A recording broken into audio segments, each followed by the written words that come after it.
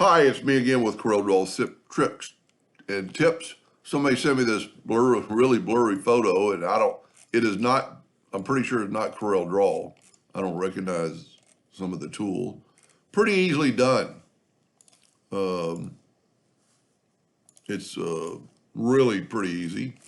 So we're going to draw a six-sided polygon.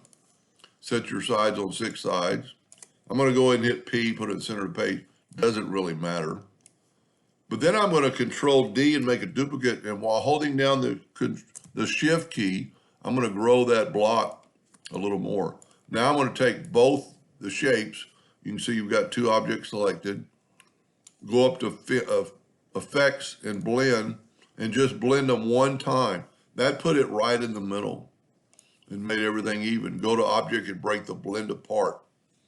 Now we need to take three 2-point lines, and if you'll go from node to make sure you're there.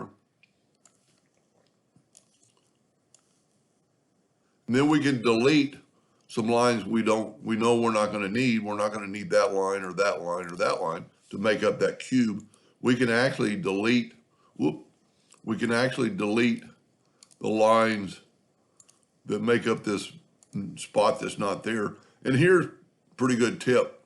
I need two lines to come down here perpendicular. I'm going to just go from that node to that node. But then I'm going to get the shape tool. And I'm going to hold down the control button. The control button will help you keep it perpendicular. You know, you can't just draw a line because it's, well, you know what? You probably could. Let's start over. Let's draw a line holding down the control button. So you can, either way. But now we're going to take away, with the virtual segment delete key, we're going to take away that line. We can actually take away both those lines. Whoop, went too far. And we got that shape.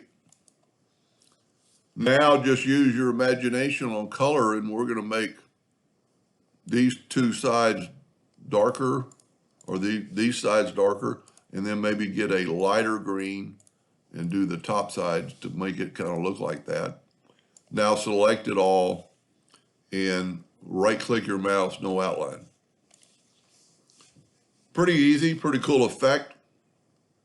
I mean, you could actually probably do it and still have that bridge there, but it does make it look like the box is floating.